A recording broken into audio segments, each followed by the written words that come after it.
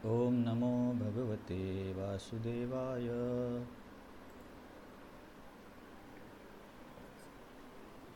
ओम नमो भगवते वासुदेवाय।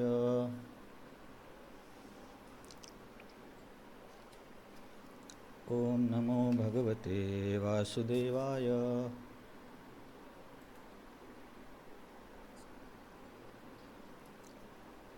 तर गीतेच्या 18 अध्यायांपैकी सर्वात म्हणण्यापेक्षा महत्त्वाच्या अध्यायापैकी हा एक अध्याय आहे, 9वा अध्याय. याच्यावरती भक्तीबद्दल आणि भगवंतांचा भाव, भक्ताबद्दलचा विचार बरंच काही ऐकायला मिळतं. तर या अध्यायाला राजविद्या राजगुह्य योग असं नाव दिले. तर राजविद्या आणि राजगुह्य हे दोन्ही शब्द दुसऱ्या श्लोकामध्ये येतात. तर जर तुमच्यापैकी क्विकली ना एका श्लोकाला एक लाईन या पद्धतीने सांगू शकेल तर सांगा, नाहीतर मग मी पटकन सांगेल. एका श्लोकाला एक लाईन, कारण मग वेळ पण कमी पडतो ना.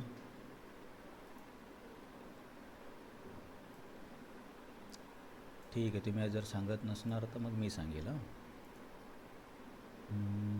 कुठे गेलं? हां, ओके. स्क्रीन शेअर झाली ना तुमच्याशी.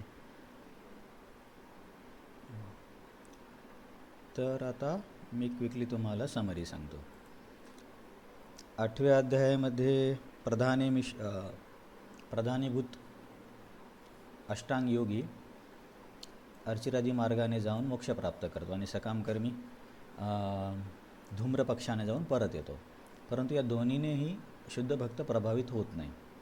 मग ही शुद्ध भक्ती काय आहे, हा शुद्ध भक्त कसा असतो, याचं वर्णन 9व्या अध्यायामध्ये आहे. हे दोन्ही अध्यायाचा लिंक 9व्या अध्यायामध्ये 34 श्लोक आहेत. आत्ता आपण याच्या शेवटच्या विभागाचा अभ्यास करतो आहे. 3 श्लोकात भक्तीच्या ज्ञानाची महिमा, पुढच्या 7 श्लोकामध्ये भगवंतांचं ऐश्वर्य ज्ञान, 11 ते 25मध्ये वेगवेगळ्या प्रकारचे उपासक, काही चुकीचे काही बरोबर, आणि शेवटच्या विभागामध्ये कृष्ण भक्तीचे परमोच्च स्थान आणि भक्ताचं पण स्थान आहे. पहिल्या श्लोकामध्ये अर्जुन, मत्सरी नसल्यामुळे मी तुला हे ज्ञान सांगणार आहे, त्यामुळे तू सर्व अशुभातून मुक्त होशील. दुसऱ्या श्लोकामध्ये भक्तीचे 8 गुण सांगितलेत. आता आपण हे स्पष्टीकरण तर तुम्ही ऐकलंच आहे. नंतर तिसऱ्या श्लोकामध्ये प्रश्न असेल, मग सर्वच जण या सोप्या मार्गाचं अनुसरण करतील तिथं राहील कोण? भगवंत म्हणतात, नाही, असे लोक असतील ज्यांना या धर्मामध्ये श्रद्धा नसेल, म्हणजे भक्तीमध्ये श्रद्धा नसेल, त्यांना मृत्यू संसाराच्या मार्गामध्ये यावं लागेल. आता 4थ्यापासून ऐश्वर्य ज्ञान. ऐश्वर्य म्हणजे भगवंत, त्यांची शक्ती, भौतिक जगाचा संबंध. तर इथे भगवंत म्हणतात की मी माझ्या अव्यक्त स्वरूपाने म्हणजे शक्तीच्या रूपाने आणि परमात्मा स्वरूपाने सर्व ठिकाणी आहे आणि सर्व काही माझ्या ठायी आहे. मग 5व्या श्लोकामध्ये म्हणतात की परंतु माझ्या ठायी काहीच नाही आहे, जरी मी यांचा निर्माता असतो तरी. मग हे कसं समजायचं की जसा आकाशामध्ये वायू असतो, पण वायूमध्ये आकाश नसतो, वायू नसला म्हणून आकाशाला काही फरक पडत नाही, तसंच भगवंत आणि या सृष्टीचा संबंध आहे. भगवंत अनासक्त आहेत, सर्व काही त्यांच्यावरती निर्भर आहे. मग 7व्या श्लोकामध्ये सांगतात की ब्रह्माजींच्या आयुष्याच्या शेवटी प्रलय होतो आणि त्यांच्या नवीन जीवन किंवा नवीन जन्माच्या वेळेस पुन्हा या सृष्टीचं मी सृजन करतो. म्हणजे पालनच नाही तर सृजन आणि संहार हे दोन्हीसुद्धा मी करतो. आणि मग यामध्ये या जीवांचा काही नियंत्रण नसतं या प्रलयामध्ये वगैरे. त्यांना त्यांच्या कर्मानुसार विशिष्ट शरीर घ्यावेच लागतात, कारण ती अवश्यम आहेत. मग एवढं जास्त कार्य केल्यावरती कोणी पण म्हणेल की व्यक्तिबद्ध होईल, कारण कार्य हेच बंधनाचं कारण आहे, म्हणून तर ज्ञानयोगी कार्याला त्यागतात. भगवंत म्हणतात, नाही, माझं कार्य वेगळं आहे, मी त्या कार्यालाही आसक्त नाही आहे आणि याच्या फळालाही आसक्त नाही, म्हणून मला हे बाध्य करू शकत नाही. हा सिद्धांत आपण आधी पण शिकलो निष्काम कर्मयोगामध्ये. मग कसं हे सृजन होतं? भगवंतांची इच्छा आणि भौतिक प्रकृती यांच्या संयोगाने सृष्टीची निर्मिती होते. प्रकृती स्वतः स्वतंत्रपणे सृष्टीला निर्माण करू शकत नाही. मग कुणी म्हणेल की एवढे सर्व आहे तर का बरं लोक तुमची उपासना करत नाहीत? कारण ते मूढ आहेत. मूढ म्हणजे मूर्ख. मूर्ख का आहेत? कारण माझं कृष्ण जे स्वरूप आहे द्विभुजाचं ते त्याला सामान्य मानतात आणि चतुर्भुज रूप श्रेष्ठ आहे किंवा विश्वरूप श्रेष्ठ आहे असे काहीतरी तर्कवितर्क देतात. असे लोक माझी उपासना करत नाहीत. नंतर मग या लोकांसोबत काय होतं? मोगाशामध्ये ते भक्त असतील तर त्यांना माझ्या धामाची प्राप्ती होणार नाही. मोगकर्मानं म्हणजे कर्मी असतील तर त्यांना स्वर्गाची प्राप्ती होणार नाही. मोगज्ञान म्हणजे ज्ञानयोगी असतील तर त्यांना मोक्ष मिळणार नाही. आणि राक्षसी प्रकृतीने हे लोक मोहित होतील, म्हणजे भ्रमित होतील. परंतु याच्या विरुद्ध, आता इथे तू शब्द आला म्हणजे विरुद्ध, परंतु महात्मा लोक आहेत जे माझ्या प्रकृतीचा आश्रय घेतात. म्हणजे माझं द्विभुज रूप परमश्रेष्ठ आहे त्यांना कळतं आणि अनन्य मनाने ते माझी भक्ती करतात. महात्मा कोणाला म्हणायचं याची व्याख्या इथं आहे. मग या महात्म्याचं कार्य काय आहे? सततम म्हणजे काळ, वेळ, स्थिर परिस्थिती कशाचेही बंधन न बाळगता माझं कीर्तन करणे. कीर्तन करणं म्हणजे नवोद्य भक्ती. नवी सगळे आयटम आले. फक्त कीर्तनचं नाव सांगितलं म्हणजे श्रवण नाही किंवा अर्चाविधी नाही असं नाही आहे. आणि ते दृढव्रत घेतात. दृढव्रत काय आहे की जसं की मी दररोज 16 माळा करेल किंवा एकादशीचं पालन करेल, हे दृढव्रत आहेत. आणि मला नमस्कार करतात आणि याद्वारे त्यांना इच्छा असते की माझ्या संघाची प्राप्ती व्हावी. आता आणखीन उपासकांचे काही प्रकार आहेत. जसं की आता हा आपला तिसरा विभाग आहे ना, 11 ते 25 कृष्ण उपासकांचे प्रकार. तर याच्यापूर्वी आपण मूर्ख लोक बघितले आणि नंतर त्यांच्यासोबत काय होतं ते बघितलं आणि शुद्ध भक्तांची चर्चा केली. आता 15मध्ये नवीन 3 प्रकारचे उपासक आहेत जे की पुण्यभूत भक्तीपेक्षा पण कनिष्ठ दर्जावर आहेत. तर हे लोक ज्ञानाच्या सहाय्याने उपासना करतात. तर 3 प्रकार काय आहेत? एकत्वेनवाला एक प्रकार आहे. तो समजतो की मी आणि ईश्वर एकच आहे गुणात्मक दृष्ट्या आणि या विचाराने तो स्वतःची उपासना करतो. आता ते काय करतो, कसं करतो त्यांच्या शास्त्रामध्ये असेल, पण हा मायावादी नाही आहे. नंतर पृथक्त्वेनं म्हणजे विविध देवी देवतांना भगवंतांचं प्रतीक समजून तो त्यांची उपासना करतो. तर हा केवळ देवता उपासक नाही आहे, तर भगवंतांच्या प्रतिनिधीचा उपासक आहे. आणि विश्वतोमुखम म्हणजे या विश्वालाच एक विश्वरूप मानून त्याची उपासना करतात. तर या तिघांनाही मोक्ष प्राप्त होऊ शकतो, पण देवतांच्या उपासकांना मोक्ष प्राप्त होत नाही. मी हा क्वेश्चन बऱ्याच दिवसापूर्वी टाकला होता. आज माधव गोपाल प्रभूंनी कन्फर्म केलं की हे पृथक्त्वेनं हे प्रतीकोपासक आहेत आणि देवता उपासक ते आहेत ते वेगळे आहेत, म्हणजे त्यांना मोक्ष नाही मिळत. म्हणजे आपल्या अंडरस्टँडिंग करेक्ट होती. तर आता हे कोणतं आहे? 16, 17, 18, 19 यामध्ये या विश्वरूप उपासकांना विश्वाची एक व्यक्ती म्हणून कल्पना करण्यासाठी वेगवेगळ्या गोष्टी मी कसा आहे हे भगवंतांनी सांगितलं. या वर्णनाच्या सहाय्याने हे विश्वतोमुखमवाले विश्वरूप उपासना करतात. आता 20 आणि 21मध्ये हे देवता उपासक आहेत, हे प्रतीक उपासक नाही आहेत, यांना मोक्ष नाही मिळत. तर हे वेदांमधल्या विविध काय म्हणता येईल रिच्युअलच्या सहाय्याने वेगवेगळे यज्ञ करून पुण्यप्राप्ती करतात आणि मग सूर्यग्रहांची प्राप्ती करतात आणि तिथे मग त्यांना उच्च स्तरावरचा भोग मिळतो. परंतु तिथलं वास्तव्य शाश्वत नाही आहे. त्यांचं जसं पुण्यकर्म क्षीण होईल तसं त्यांना खाली यावं लागतं. आणि असंही स्वर्ग आणि तिथल्या देवता पण शाश्वत नाही आहेत, त्यांचा पण प्रलय होतोच. नंतर मग प्रश्न असा येईल की हे देवता उपासक तर पाप पुण्य याच्या बळावरती काही मिळवतात, पण तुमचे भक्त तर पाप आणि पुण्य दोन्ही करत नाहीत, मग त्यांचं कसं होईल? तर भगवंत म्हणतात त्यांची काळजी मी घेतो, त्यांच्याकडे जे आहे त्याचं मी रक्षण करतो, जे नाही मी त्याचा पुरवठा करतो. हे भौतिक स्तरावरती. आणि आध्यात्मिक स्तरावरती माझी प्राप्ती होण्यासाठी मीच त्यांना मदत करतो आणि कधीमधी जर त्यांना यामध्ये अडचण आली किंवा त्यांचं पतन होत असेल तर त्याची रक्षा पण मीच करतो. तर दोन्ही स्तरावरती मीच माझ्या भक्तांना मदत करतो. परंतु ते इतर देवतांची उपासक आहेत, इंद्र, चंद्र, अग्नी, वायू, सूर्य, ते किती जरी श्रद्धेने त्या देवताची उपासना करत असले तरी एका दृष्टीने ते भगवंतांचीच उपासना करतात, कारण भगवंतांपासून काही स्वतंत्र नाही आहे. परंतु त्यामुळे ही उपासना बरोबर आहे असं नाही म्हणता येत. ही अविधीपूर्वक उपासना आहे की भगवंत स्वतः उपलब्ध आहेत, त्यांना सोडून दुसऱ्या व्यक्तीला स्वतंत्र समजून त्याची उपासना करणे हे चुकीचं आहे. प्रतीक उपासक काय करतात की बाबा सूर्य भगवंतांचा डोळा आहे आणि भगवंताचे स्वामी आहेत या आशयाने ते पूजा करतात. परंतु हे 23मधले अविधीपूर्वकम आहेत, ते विचार करतात की सूर्य हा स्वतंत्र देवता आहे आणि तोच मला सर्व काही देऊ शकतो, ही त्यांची चूक आहे. म्हणून या उपासनेला अविधीपूर्वकम उपासना म्हणतात. अविधीपूर्वक म्हणजे चुकीची उपासना.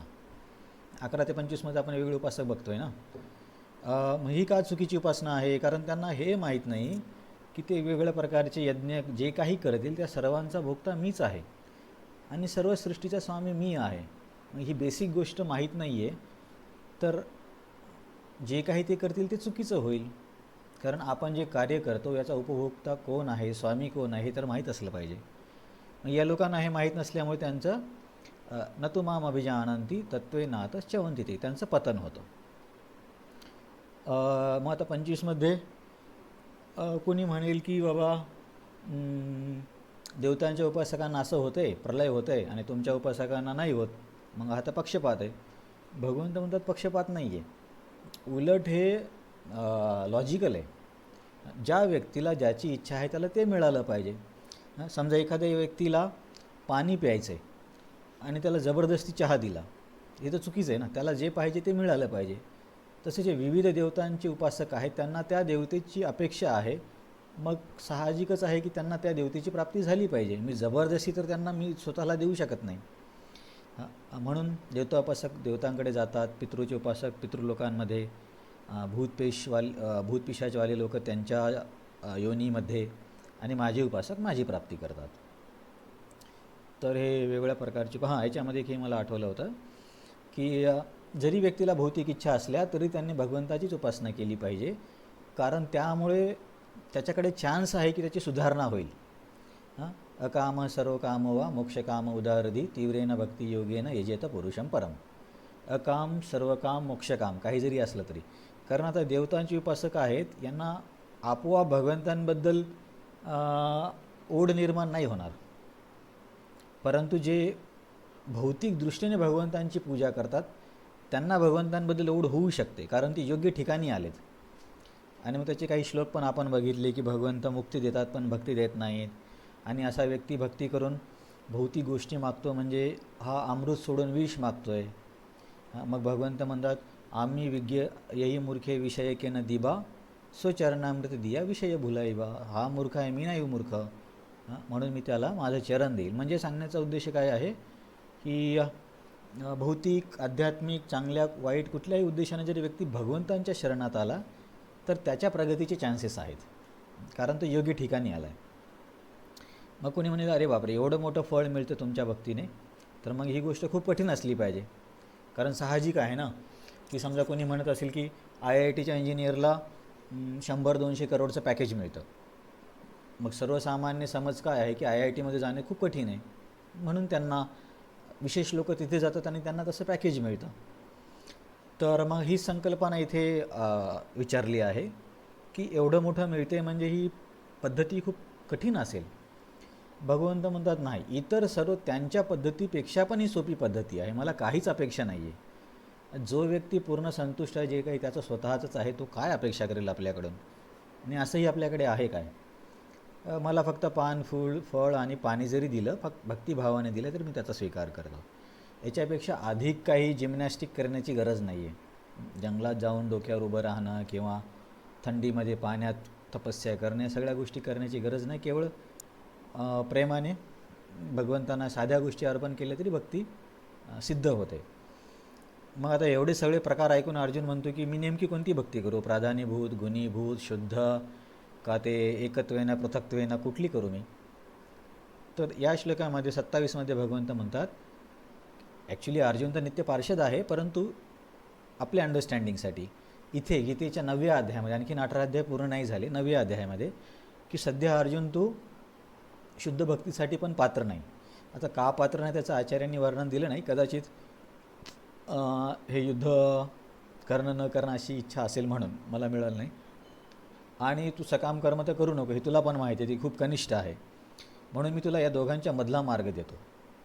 मधला मार्ग काय? कर्म ज्ञान मिश्र भक्ती किंवा प्राधान्यभूत भक्ती, पण त्याच्यामध्ये कर्म आणि ज्ञानाचं मिश्रण आहे. तर मग ही पूर्णपणे कर्ममिश्र भक्ती का नाही आहे? कारण की कर्ममिश्र भक्तीवाले लोक केवळ विहित कर्माचं पालन करतात, परंतु हा 27 नंबरमधला जो व्यक्ती आहे तो विहित कर्म म्हणजे वर्णाश्रमानुसार प्रत्येकाला दिलेली कर्म. तर हा व्यक्ती विहित कर्म आणि इतर दैनंदिन क्रियासुद्धा भगवंतांना अर्पण करतो. म्हणून तो पूर्णपणे कर्मयोगी पण होत नाही आणि पूर्णपणे शुद्ध भक्त पण होत नाही. कारण इथे बघा ना, यत करोशी यदाशनासी, तू जे खातो ते पण मला अर्पण कर, तू दान देतो ते पण मला अर्पण कर. म्हणजे म्हणजे बेसिकली तू जे काही करतो ते मला दे. म्हणजे हा व्यक्ती केवळ विहित कर्म नाही तर इतर गोष्टी पण भगवंतांना देतो. म्हणून हा फक्त कर्मयोगी नाही आहे,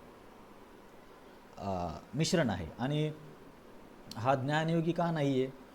हा ज्ञानयोगीची समस्या काय असते, त्यांना आत्मा आणि परमात्मा नाही, ब्रह्मसाक्षात्कारापर्यंत त्यांची अंडरस्टँडिंग असते. पण हा 27मधला व्यक्ती आहे, याला भगवंतांच्या साकार स्वरूपाचं आकर्षण आहे, याला माहिती आहे. म्हणून हा पूर्णपणे ज्ञानयोगी पण नाही आहे, हा एक मिश्रण आहे. तर इथे भगवंत अर्जुनला म्हणतात की म्हणून मी तुला 27 नंबरच्या श्लोकामध्ये सांगतो, तू कर्म ज्ञान मिश्र प्राधान्यभूत भक्ती कर. आता हे सांगितल्यावर आपण हे पण बघितलं होतं 28 नंबरचा. मग अशा केल्यावरती काय होईल? असं केल्यावरती शुभ आणि अशुभ दोन्ही फळांपासून तू मुक्त होशील. शुभ म्हणजे पुण्य, अशुभ म्हणजे पाप. पाप पुण्य सर्वातून मुक्त होशील. म्हणजेच तू पाप पुण्यातून मुक्त होणे म्हणजे कर्मबंधनातून मुक्त होणे, कारण कर्मबंधनामध्येच पाप आणि पुण्य असतं. आणि अशा प्रकारे जर तू अनासक्त भावनेने माझ्यामध्ये युक्त असला तर तुला विमुक्ती मिळेल. विमुक्ती म्हणजे काय? मुक्ती म्हणजे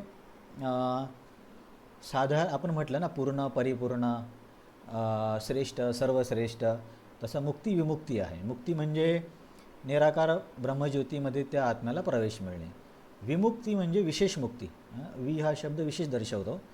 मला काही फार जास्त संस्कृत माहीत नाही, परंतु मी काही क्लासेसमध्ये ऐकले, तिथून मला हे कळलं की विशेष म्हणजे विशेषेण मुक्ती, असं ते महाराज वगैरे स्पष्टीकरण देतात. तर तोच अर्थ इथे पण आहे. तर या व्यक्तीला विशेष मुक्ती म्हणजे काय मिळतं, ते तर त्याला भगवंतांचा सहवास मिळतो. आधीच्या व्यक्तीला काय मिळत होतं की तो निर्विशेष ब्रह्मज्योतीमध्ये प्रवेश करू शकत होता, परंतु आता या व्यक्तीला 27मधल्या याला भगवंतांचा सहवास मिळतो, त्यांच्या धामाची प्राप्ती होते. परंतु यांना वृंदावनाचा भाव नाही मिळत. म्हणजे भगवंतांच्या धामामध्ये असणे आणि वृंदावनाचा भाव असणे याच्यामध्ये अंतर आहे. हे तर आपण एकदा क्लासमध्ये पण चर्चा केली होती. अरे मी एकच श्लोक परत घेतलं की काय नाही. तर आता आपण 29पासून सुरुवात समोर करूया. तुम्हाला काही प्रश्न असेल तर तुम्ही विचारा, अन्यथा आपण समोर वाचूया. या श्लोकाला गाऊया. समोहम सर्वभूतेषु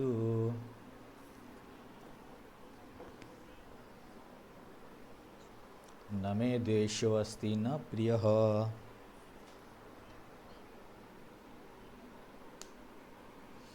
ये भजन्ति तु मां भक्त्या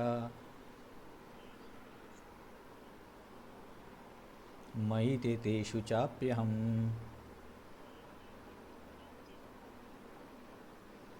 तर हा श्लोक पण फार महत्त्वाचा आहे.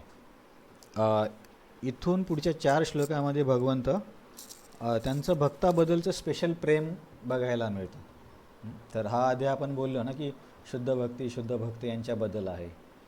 तर ज्ञानयोगी पण प्रयत्न करतायत, अष्टांगयोगी पण प्रयत्न करतात, कर्मयोगी पण प्रयत्न, सगळ्यांनाच मेहनत आहे. परंतु त्या सर्वांमध्ये भगवंतांचं भक्ताबद्दल विशेष स्नेह आहे. त्याचं वर्णन आता पुढच्या काही श्लोकामध्ये बघायला मिळेल. तर असा प्रश्न विचारला जाईल, तुम्ही मागच्या श्लोकामध्ये बोलले की बाबा ॲक्च्युली मागचा श्लोक तर कर्मज्ञान मिश्र भक्ती होता, शुद्ध भक्ती पण नव्हता. तरीसुद्धा तुम्ही बोलले की त्यांना मोक्ष मिळेल आणि अभक्तांना मोक्ष नाही मिळणार. अभक्त इथे कदाचित मला वाटतं सकाम कर्मीला घेतला असेल, किंवा ज्ञानयोगी आणि अष्टांगयोगी यांना जरी पकडलं तरी त्यांचा जो मोक्ष आहे तो या मोक्षासारखा नाही, विमुक्ती नाही आहे. म्हणून हे तुमच्यामध्ये हा दोष आहे की तुम्ही पक्षपात करता. तर हा अर्जुनच्या मनातला विचार विश्वनाथ चक्रवर्ती ठाकूरांनी इथे मांडला आहे. तसा श्लोकामध्ये असं लिहिलं नाही आहे, परंतु आपण यावरती चर्चा केली होती की आचार्यांना त्यांच्या मनातील विचारामध्ये काय म्हणतात प्रवेश असतो किंवा दृष्टी असते. याला मला वाटतं लीलास्फूर्ती म्हणतात. तर त्याच्या सहाय्याने त्यांनी असा प्रश्न केला की मग अर्जुन असा म्हणेल. तर अर्जुन असा म्हणताना मग भगवंत इथे उत्तर देतात की नाही, असं नाही आहे, मी पक्षपाती नाही आहे. तर आपण एक उदाहरण खूप वेळा चर्चा केली होती. समजा एखादा व्यक्ती दानशूर आहे, तर तो वेगळ्या प्रकारच्या लोकांना दान देईल, जे काही अन्न, शिक्षण, पाणी वगैरे. परंतु त्या व्यक्तीचा आपल्या मुलाबद्दल स्पेशल स्नेह तर असणारच आहे. असं नाही की त्याने शाळेतल्या मुलांना 100 रुपयाचं स्कूल बॅग दिली म्हणून तो आपल्या मुलाला पण 100ची देईल असं नाही आहे. तो आपल्या मुलाला आणखीन स्पेशल बॅग देऊ शकतो. कारण आणि याच्याबद्दल कोणी दोष पण करणार नाही. कोणी असं म्हणणार नाही की अरे तुम्ही त्या मुलांना 100 रुपयाची बॅग दिली आणि तुमच्या मुलाला 800 रुपयाची बॅग दिली, हा तर पक्षपात आहे. असा कोणी विचारही करत नाही आणि असं कोणी बोलतही नाही. कारण हे सर्वसामान्य दृष्टिकोनातून स्वीकारलेलं आहे की की बाबा तो कमीत कमी दान तरी करतोय, तो देतोय तरी. मग त्याला असं कोणी म्हणणारच नाही, कारण हे सगळ्यांनी आपोआप सगळ्याच्या माइंडमध्ये ॲक्सेप्टेड आहे. तर हे उदाहरण आपण बऱ्याच वेळा वापरलं होतं. मग मला हे तात्पर्य वाचत असताना कळलं की हे उदाहरण प्रभुपादांनी दिलेलं आहे. कारण बऱ्याचदा आपण उदाहरणं वापरतो, पण तो कुठून उदाहरण आलं ते माहीत नसतं. तर कुठे बघितलं मी, प्रभुपादांनी सांगितलं होतं. हां, पान नंबर 354मध्ये शेवटच्या उतार्यात, या भौतिक जगतात मनुष्य कितीही उदार प्रवृत्तीचा असला तरी त्याला आपली मुळे बाळे विशेष प्रिय असतात. तर हे उदाहरण आपण बरेच ठिकाणी वापरतो ना. तर हे बोनाफाईड उदाहरण आहे, प्रभुपादांनी दिलेलं आहे. तर शाळेतल्या मुलांना जी 100 रुपयाची बॅग दिली आणि आपल्या मुलाला जी 800 रुपयाची बॅग दिली, तर तुम्ही फक्त हँड रेज करा. तर या उदाहरणामध्ये तो दानशूर व्यक्ती कोण आहे, शाळेतली मुलं कोण आहेत आणि त्या व्यक्तीचा मुलगा कोण आहे. फक्त तुम्ही हँड रेज करा जर तुम्हाला. हां, येस सावंत सर. हां, मार्गातले. हां हां, परफेक्ट. तर त्या एका उदाहरणामध्ये बऱ्याच गोष्टी क्लिअर होऊन जातात.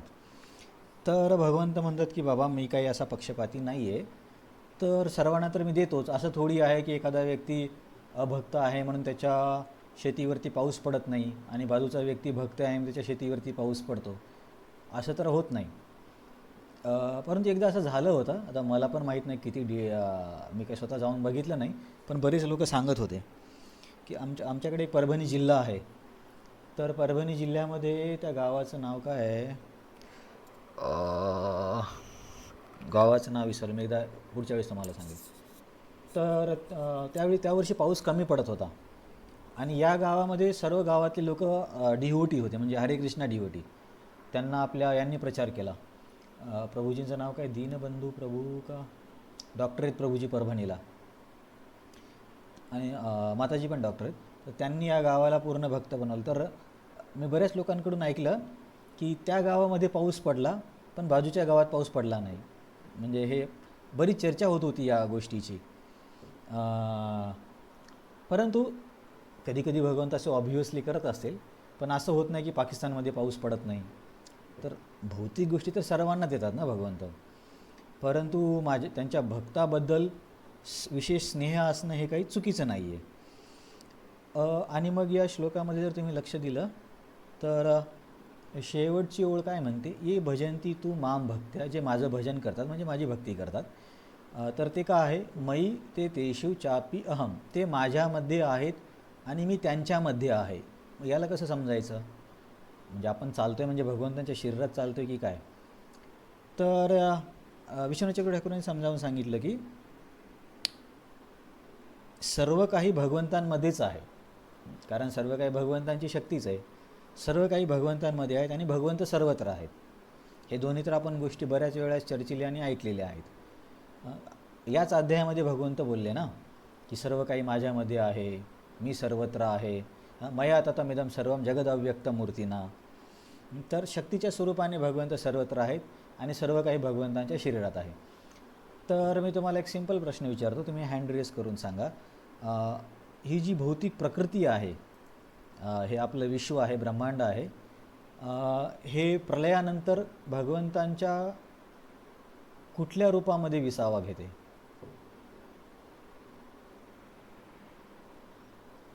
तुम्हाला माहीत असेल तर हँड रेज करा, म्हणजे सगळ्यांना चान्स मिळेल. ओके, तुम्ही सांगत नाही तर मी तुम्हाला एक हिंट देतो. बघा, भगवंत कृष्ण जे आहेत ते तर स्वतः पर्सनली कोणत्या कार्यामध्ये इन्वॉल्व्ह होत नाहीत. ॲक्च्युली त्यांच्यापासून पहिलं चतुर्विवाह, नंतर संकर्षण, नारायण, दुसरं चतुर्विवाह, दुसऱ्या चतुर्विवाहाच्या महासंकर्षणपासून कारणोदक्षाय विष्णू, शिरोदक्षाय विष्णू आणि गर्भोदक्षाय विष्णू हे 3 पुरुष अवतार निर्माण होतात. आणि बाकी समोरची जी घडामोड आहे, तयार करणं वगैरे सर्व काही या विष्णूंद्वारे केलं जातं. भगवंत स्वतः याच्यामध्ये इन्व्हॉल्व नसतात, म्हणजे स्वतः म्हणण्यापेक्षा त्यांचंच विस्तारित रूप आहे. तर जे महाविष्णू आहेत ते कारण सागरामध्ये अनंत शेषावरती शयन करत आहेत. आणि महाविष्णूच्या शरीरातील प्रत्येक केशाच्या रंध्रातून एका ब्रह्मांडाची उत्पत्ती होते. म्हणजे आता हे मी माधवगोपाल प्रभूंना विचारलं होतं की त्या ब्रह्मांडावरती भगवंतांची दृष्टी आधी पडते का बाहेर आल्यावरती पडते, कारण दृष्टिक्षेपानं होते असे म्हटलं आहे ना. तर मला काही सॅटिस्फॅक्टरी ॲन्सर भेटलं नाही, पण ठीक आहे, ते काही जास्त महत्त्वाचं नाही आहे. तर विश्वापूर्वीचं जे जगताचं जे स्थिती आहे त्याला हे म्हटलं जातं प्रधान. तर प्रधान म्हणजे काय? तिन्ही गुणाचा समतोल असलेली स्थिती. केवळ तेव्हाच तिन्ही गुणांचा समतोल असतो. इथे समतोल असणं शक्यच नाही. कुठला ना कुठला गुण मागे पुढे असणारच. सकाळी सत्वगुण, संध्याकाळी तमोगुण. तर या प्रधानवरती भगवंत दृष्टिक्षेप करतात. भगवंत म्हणजे महाविष्णू. त्यांच्या दृष्टीतून काळशक्ती आणि जीवशक्ती त्या प्रधानामध्ये प्रवेश करते आणि समोरचं सृजन होतं. समोरचे सृजन झाल्यावरती जेव्हा ब्रह्मांड तयार होतं तर या ब्रह्मांडामध्ये मग गर्भोदक्षाय विष्णू प्रवेश करतात आणि आपल्या शरीराच्या जळाने अर्ध ब्रह्मांड भरून जातो आणि तिथे ते पण शयन करतात. मग ते शयन करत असताना त्यांच्या नाभीतून एका कमळाची उत्पत्ती होते आणि त्या कमळावरती ब्रह्माजी जन्म घेतात.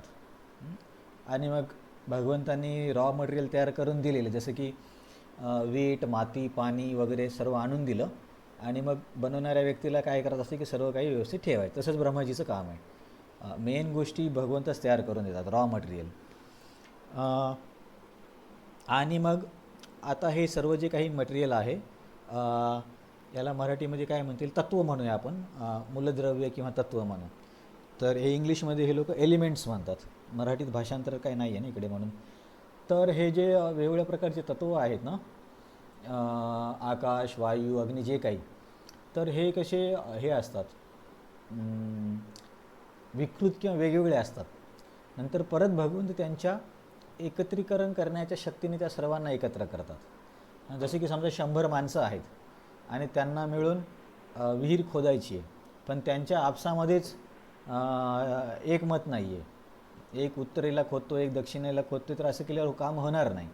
म्हणून त्या सगळ्यांना एकत्र आणणारा कोणीतरी व्यक्ती पाहिजे. तर तसंच या सर्व एलिमेंट्सला एकत्र भगवंत त्यांच्या कोहेझिव्ह नावाचे, मराठीमध्ये मला वाटतं की एकत्रीकरण करणाऱ्या शक्तीच्या सहाय्याने त्यांनी एकत्र आणतात. आणि मग या सर्व मूलद्रव्यामध्ये त्या घटकांना त्यांचा विशेष गुण प्रकट करण्यासाठी भगवंतांचं एक रूप आहे गर्भोदक्षाय विष्णू, ते मदत करतात. आता हे एवढी विस्तारित चर्चा नाही लक्षात राहील तरी चालेल. फक्त या विश्वनिर्मितीमध्ये 3 पुरुष अवतार महत्त्वाचे आहेत: महाविष्णू, गर्भोदक्षाय विष्णू आणि शिरोदक्षाय विष्णू. हे लक्षात ठेवा. शिरोदक्षाय विष्णू हे आपल्या प्रत्येकामध्ये परमात्मा स्वरूपाने आहेत. आणि जेव्हा या ब्रह्मांडाचा विनाश होतो तेव्हा हे सगळे तत्त्व महाविष्णूच्या शरीरामध्ये प्रवेश करतात. जे आपण म्हणतो ना की त्यांच्या श्वासाने सर्व बाहेर येतं आणि श्वास आत घेतल्यावरती सर्व काही आत प्रवेश करतं. तर हे आपण बऱ्याचदा चर्चा केली, म्हणून मी तुम्हाला बोललो की हे कोण आहेत. इथे भगवंत काय म्हणतात 29च्या शेवटच्या ओळीमध्ये की मी त्यांच्यामध्ये आहे आणि सर्व काही माझ्यामध्ये आहे. तर सर्व काही माझ्यामध्ये आहे याचा आपण हे अर्थ बघितला की ॲक्च्युली सगळं काही भगवंतांवरतीच निर्भर आहे. भगवंत नसतील तर सगळं काही कोसळून जाईल. कोसळून जाईल म्हणण्यापेक्षा अस्तित्वामध्येच येणार नाही. आणि ते माझ्यामध्ये आहेत. तर सगळं काही भगवंतांमध्येच आहे ना. आपण आता विचार केला की प्रलयानंतर तर त्यांच्यामध्येच असतं. पण ही तर अंडरस्टँडिंग सर्वांना माहिती आहे. मग विश्वनाथ चक्रवर्ती ठाकूर म्हणतात मग याच्यामध्ये असं विशेष काय? तर मग त्यांनी उत्तर असं दिलं की इथे भगवंतांमध्ये सर्व काही असणं आणि भगवंत सर्वांमध्ये असणे हा सरळ सरळ अर्थ अपेक्षित नाही आहे. तर याचा एक रसिक अर्थ आहे. तर रसिक अर्थ काय आहे की माझे भक्त मला आसक्त असतात आणि मी माझ्या भक्तांना आसक्त असतो. म्हणून जर इथं वाचताना मयि ते तेषु चाप्यहम सरळ सरळ अर्थ आहे मी त्यांच्यामध्ये आहे ते माझ्यामध्ये आहेत. तर हे तर सर्व श्रुत आहे. परंतु याची खरी अंडरस्टँडिंग अशी आहे की मी भक्तांप्रती आसक्त आहे आणि भक्त मला आसक्त आहेत. जसे की आपण दुर्वास मुनीचा आपण तो एक लीला बघितली होती ना, अमरीश महाराज आणि दुर्वास मुनी. काय तो श्लोक आहे, साधूनां हृदयं तुहं मदन्यते न जानन्ति नाहं तेभ्यो मनागवी, की मी साधूच्या हृदयामध्ये आहे, साधू माझ्या हृदयामध्ये आहेत. तर त्या आशयाचा हा श्लोक आहे. तर प्रभुपाद भक्त किंवा जीव आणि भगवंत भक्तीमध्ये एकत्र येण्याला एक उपमा देतात. उपमा म्हणजे ॲनॉलॉजी किंवा कंपॅरिझन. तर ते उपमा देतात सोन्याची अंगठी आणि हिरा. आता हिरा तर मौल्यवान आहे आणि सोनं पण मौल्यवान आहे. परंतु जर हिरा असाच ठेवला तर त्याचं सौंदर्य काय म्हणतील प्रकट होत नाही. तर समजा तुम्ही कबडमध्ये किंवा कुठेतरी घरामध्ये एखाद्या कपाटावरती हिरा ठेवला तर त्याचं सौंदर्य असं काही समजणार नाही. आणि परंतु जर त्याच हिऱ्याला सोन्याच्या अंगठीमध्ये ठेवलं आणि ती अंगठी एखाद्या व्यक्तीने परिधान केली तर त्या हिऱ्याचं सौंदर्य अधिक वाढतं. कारण तो त्या दोघांचा संबंध सौंदर्य वाढवणारा आहे. तर प्रभुपाद तात्पर्यामध्ये त्याचंच वर्णन करतात की हिरा म्हणजे भगवंत आणि सोनं म्हणजे जीव किंवा भक्त. तर जेव्हा भक्तीमध्ये हे दोघं एकत्र येतात तेव्हा परस्पर दोघांचंही सौंदर्य वाढतं. सौंदर्य वाढतं म्हणण्यापेक्षा आपण स्नेह म्हणू शकतो, प्रेम म्हणू शकतो, महत्त्व म्हणू शकतो. तर ही जी उपमा आहे प्रभुपादांनी 355च्या तात्पर्यामध्ये आहे बघा. आणि ही उपमा पण बऱ्याच ठिकाणी तुम्हाला ऐकायला येईल. म्हणून कधीकधी आपण जर नोट करून ठेवलं की हे कुठं ऐकलं होतं मग आपल्याला लक्षात यायला सोपं जाईल. जसं की आपण ते बोललो होतो ना, दानशूर व्यक्ती आणि त्याचा मुलगा. तर बघा इथे प्रभुपाद काय म्हणतात, 3, 6, 7, 8, 9 नंबरच्या ओळीमध्ये. थांबा, कोणतरी जॉईन केलं. हां, तर 9वी ओळ आहे पान नंबर 355वरती.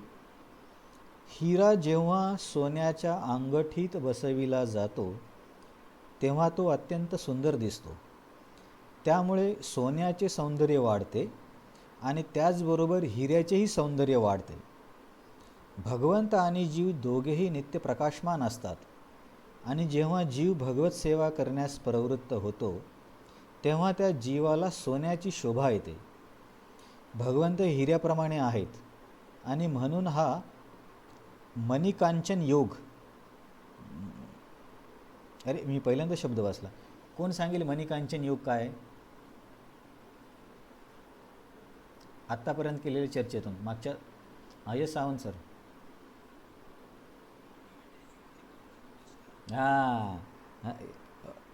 हा मणिकांचन योग. मणिकांचन योग म्हणजे दोघांनी एकत्र येणं, सोनं आणि हिऱ्याने एकत्र येणं किंवा भक्त आणि भगवंताने एकत्र येणं. चांगला शब्द आहे. म्हणून हा मणिकांचन योग अत्यंत सुंदर दिसतो. योगाबद्दल असं काहीतरी म्हणतात ना की हा खूप गोड योग आहे किंवा शुभ योग आहे, काहीतरी म्हणतात असं. ठीक आहे. हां, तर हे वर्णन झालं या श्लोकाच्या शेवटच्या ओळीबद्दल की मी त्यांच्यामध्ये आहेत आणि ते माझ्यामध्ये आहेत. एक तर सरळ सरळ अर्थ आहे, दुसरा अर्थ आहे आमची दोघांची एकमेकांबद्दल आसक्ती किंवा प्रेम आहे. आणि हे समजावून सांगताना प्रभुपादांनी हिऱ्याचं आणि सोन्याच्या अंगठीचं उदाहरण दिलं. दोघेही स्वतंत्र असतील तर त्यांचं सौंदर्य एवढं निरखून येणार नाही, परंतु दोघे जर एकत्र आले तर दोघांचंही सौंदर्य वाढेल. एका दृष्टीने बघायला गेले तर भगवंत कशावरती निर्भर नाही आहेत, परंतु तरीसुद्धा जसे की समजा आता हे राधा वृंदावन बिहारी आहेत. राधा वृंदावन बिहारी स्वतः स्वतंत्र आहेत, स्वतंत्र नाही, सुंदर आहेत. परंतु जर तुम्ही दररोज दर्शनाला गेले तर वेगवेगळे भक्त वेगवेगळ्या प्रकाराने त्यांचे ड्रेसिंग करतात. कुणाची पगडी बांधण्याची स्टाईल वेगळी असते, कुणाची छोटी छोटी पेंटिंग करण्याची स्टाईल वेगळी असते, कुणाची कोणते फुलं कुठं ठेवायची त्याची स्टाईल असते. गौरांग दर्शन प्रभू वेगवेगळ्या ठिकाणी फुलपाखरं ठेवतात, काही भक्त मधमाशा ठेवतात, म्हणजे ते याचे असतात ना, मिळतात मधमाशा. तर वृंदावन बिहारी नक्कीच खूप सुंदर आहेत, परंतु भक्तांचे या प्रेममयी काय म्हणता येईल की अलंकारामुळे किंवा मेकअपमुळे ते आणखीन जास्त सुंदर दिसतात. तर त्याच प्रकारचं हे एक उदाहरण आहे. तर ही तिसरी ओळ होती.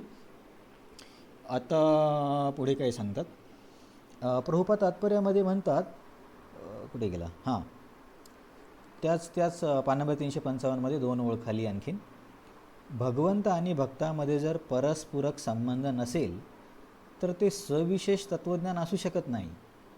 आता याचा अर्थ कोणाला कळला? भगवंत आणि भक्तामध्ये जर परस्पूरक संबंध नसेल, परस्परपूरक संबंध म्हणजे देवाणघेवाण नसेल भावनाची, वस्तूची, प्रेमाची, तर ते सविशेष तत्त्वज्ञान असू शकत नाही. कोण सांगेल? सिंपल आहे ना. निर्विशेष व्यक्तीसोबत, निर्विशेष म्हणजे ज्याला आकार नाही, रूप नाही, काहीच नाही, त्याच्यासोबत तुम्ही परस्पर संबंध काय करणार? जसं वृंदावन बिहारीचं रूप आहे, त्यांची ड्रेसिंग करता येईल, त्यांना वेगवेगळ्या प्रकारचे फूल वगैरे अर्पण करता येईल. परंतु जो निर्विशेष निराकार आहे त्याला तुम्ही काय अर्पण करणार? त्याला कसा भोग लावणार? त्याचे कसे कपडे घालणार? तर या अर्थाने प्रभुपाद सांगतात की हे असं जर नसेल होत, साधकांमध्ये आणि त्याच्या इष्टदेवतेमध्ये जर संबंध नसेल तर ते सविशेष तत्त्वज्ञान नाही आहे. कारण सविशेष म्हणजे दोघांनाही रूप आहे. भगवंतांचं रूप नक्कीच त्रिगुणातीत आहे, परंतु त्यांना रूप आहे. त्यांना रूप नाही म्हटलं तर मग हे सविशेष तत्त्वज्ञान नाही म्हणतात. पुढच्या चोळीत प्रभुपाद म्हणतात, निर्विशेष तत्त्वज्ञानानुसार परमेश्वर आणि जीवामध्ये असे आदान प्रदान असत नाही. आता जे लोक ब्रह्मबद्दल काय म्हणतात, जो निराकार आहे, जो निर्विशेष आहे, ज्याच्यामध्ये काहीही भावना नाही आहे, ज्याच्यामध्ये काहीही बदल होत नाही, ज्याला कशानेही ज्याचं वर्णन करता येत नाही, नाही नाही नाही नाही असं वर्णन ते ब्रह्माचं करतात. आता सगळेच नाही, त्याला भावना पण नाही, त्याला रूप पण नाही, त्याचं रंग पण नाही, मग त्यासोबत आपण काय देवाणघेवाण करायची नेमकी? तर हे समजावून खूप लॉजिकली प्रभुपाद समजावून सांगतात.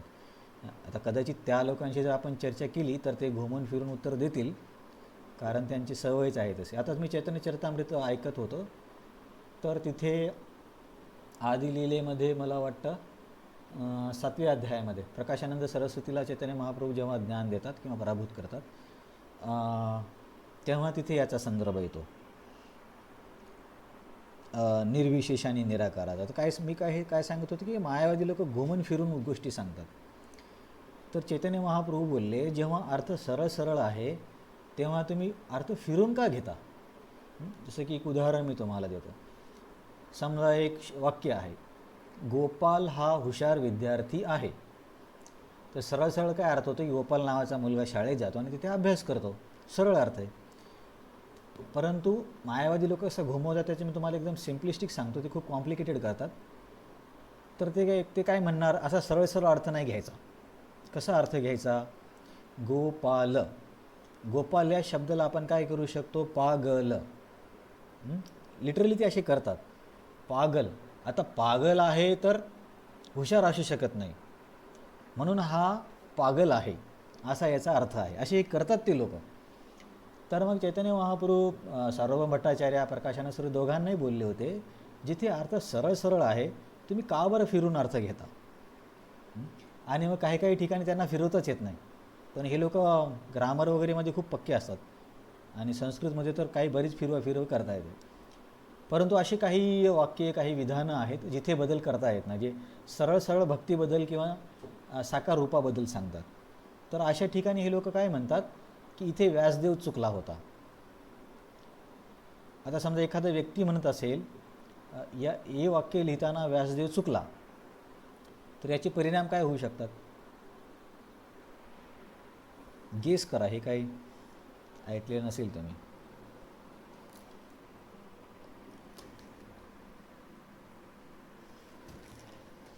आता समजा, हां एक मिनिट, कोण आहे?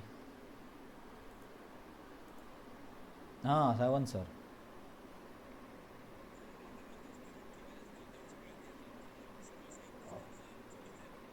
हां परफेक्ट परफेक्ट. अरे तुम्ही खूप छान ओळखलं की आपल्या सगळ्या वैदिक तत्त्वज्ञानाचा आधार आहे वेद.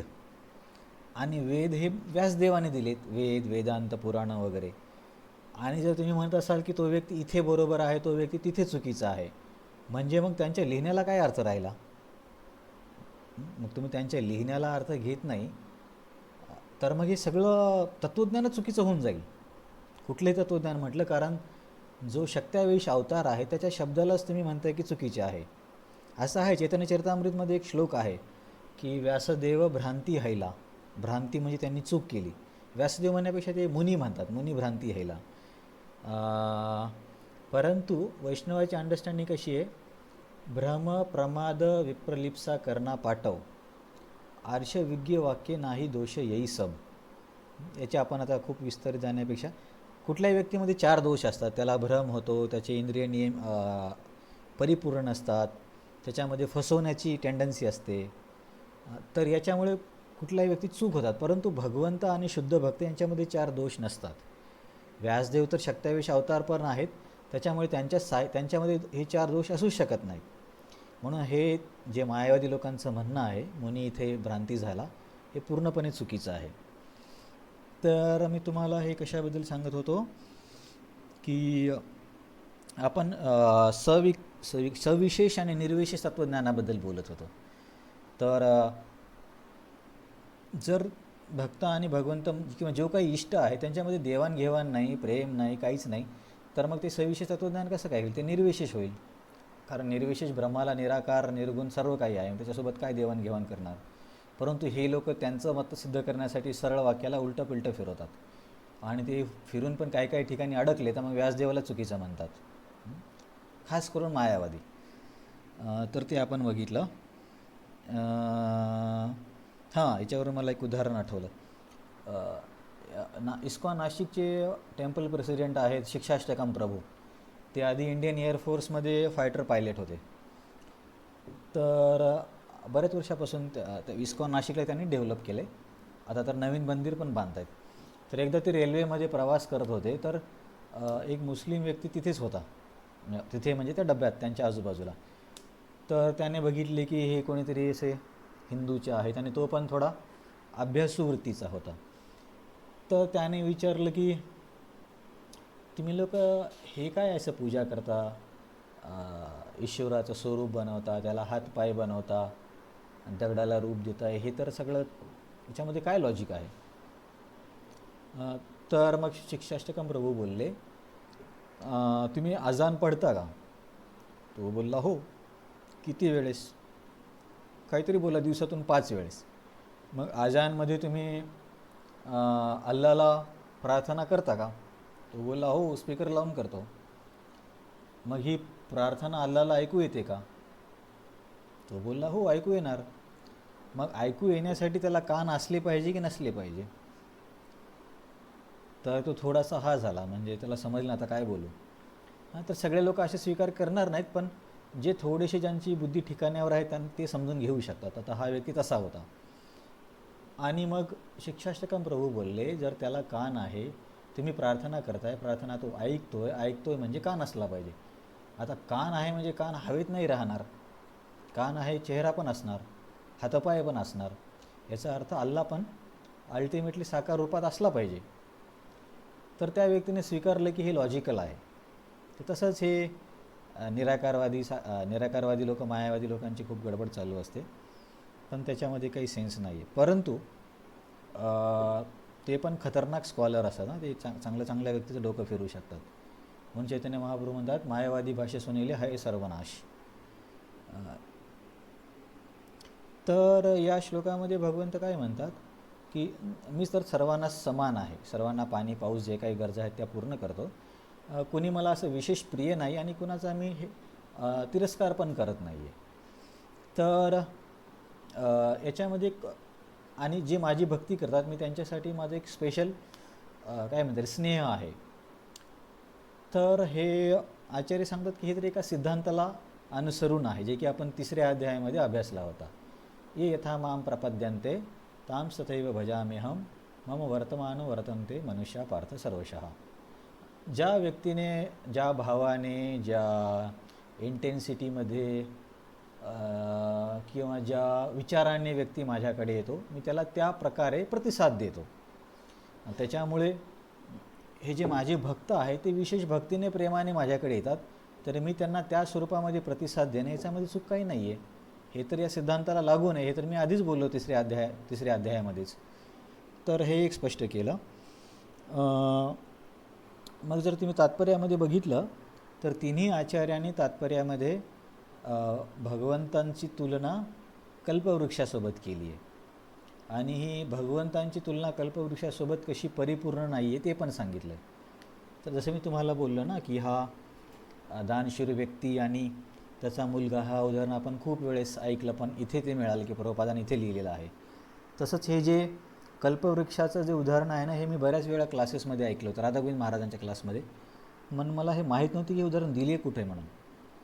तर इथे आहे हे उदाहरण पान नंबर 355 आणि तिन्ही आचार्यांनी या तुलनेवरती काही आपले मुद्दे सांगितलेत. कारण आपण काय बघतोय की भगवंत सर्वांना समान आहेत, कोणाचा द्वेष करत नाहीत, कोणाला फार जवळचा समजत नाहीत, परंतु जो ज्या भावाने त्यांच्याकडे येईल त्या भावाने ते प्रतिसाद देतात. तर या वर्णनाला पकडून भगवंत मग एक कल्पवृक्ष आहेत का, अशी एक चर्चा केली जाते. तर याच्यामध्ये प्रभुपाद काय म्हणत आहेत, शेवटचा उतारा 355मध्ये 29चा शेवटचा उतारा. या बाबतीत वारंवार उदाहरण दिले जाते की भगवंत हे एका कल्पवृक्षाप्रमाणे आहेत आणि मनुष्याला या कल्पवृक्षापासून जे काही हवे असेल ते भगवंत पुरवितात. आता कल्पवृक्ष म्हणजे काय, जे पाहिजे तो देतो ना. तर भगवंत पण सगळ्याला पाणी, अन्न, धान्य वगैरे सगळं काही देतच आहेत. म्हणजे या दृष्टिकोनातून भगवंत पण कल्पवृक्षासारखे आहेत. तथापि म्हणजे एक फरक आहे. येथे केलेले विवेचन अधिक स्पष्ट आहे. या ठिकाणी भगवंत हे आपल्या भक्ताच्या प्रति पक्षपाती असल्याचे सांगण्यात आले आहे. आता ही ओळ महत्त्वाची आहे. तर जो हा आहे कल्पवृक्ष आहे, कल्पवृक्षाला कधीही त्याच्याकडे वस्तू मागणाऱ्या व्यक्तीला आसक्ती नसते. कारण त्यांचं नातं पण प्रेमाचं नसतं. जसं की आता काय सांगू मी, समजा आपण आंब्याच्या झाडाला गेलो आणि तिथे आंबे तोडून घ्यायला लागलो, तर असं होत नाही की आंबा आपल्याला आसक्त असतो आणि आपण तिथून घरी येताना तो म्हणतो अरे प्लीज जाऊ नको, आजची रात्र इथेच थांब. आंबा तर असं काही ते झाड तर असं काही बोलत नाही. फक्त हा व्यक्ती आपली गरज पूर्ण करतो फळ घेण्याची, पण दोघांमध्ये प्रेमाचा संबंध नाही आहे. तसंच कल्पवृक्षाच्या बाबतीत काय होतं की व्यक्ती आपल्या गरजा त्याच्यापासून पूर्ण करतो, परंतु दोघांमध्ये प्रेम आणि स्नेह नसतं. एका दृष्टिकोनाने भगवंत या कल्पवृक्षासारखे आहेत, कारण ते गरजा पूर्ण करतात, परंतु कल्पवृक्षापेक्षा वेगळं त्यांच्यामधला गुणधर्म हा आहे की भगवंतांना त्यांच्या भक्ताबद्दल स्नेह असतो, जे की कल्पवृक्ष करू शकत नाही. या ठिकाणी भगवंत हे आपल्या भक्ताच्या प्रति पक्षपाती असल्याचे सांगण्यात आले आहे. यावरून भगवंतांची आपल्या भक्तावर विशेष कृपा असल्याचे व्यक्त होते. तर कल्पवृक्ष आणि भगवंतांमध्ये समानता एक आहे की कल्पवृक्ष पण गरजा पूर्ण करतो आणि भगवंत पण गरजा पूर्ण करतात, कारण सर्वांना शेवटी तेच देतात. मया ततमिदं सर्वं जगत् अव्यक्तमूर्तीना म्हटले ना.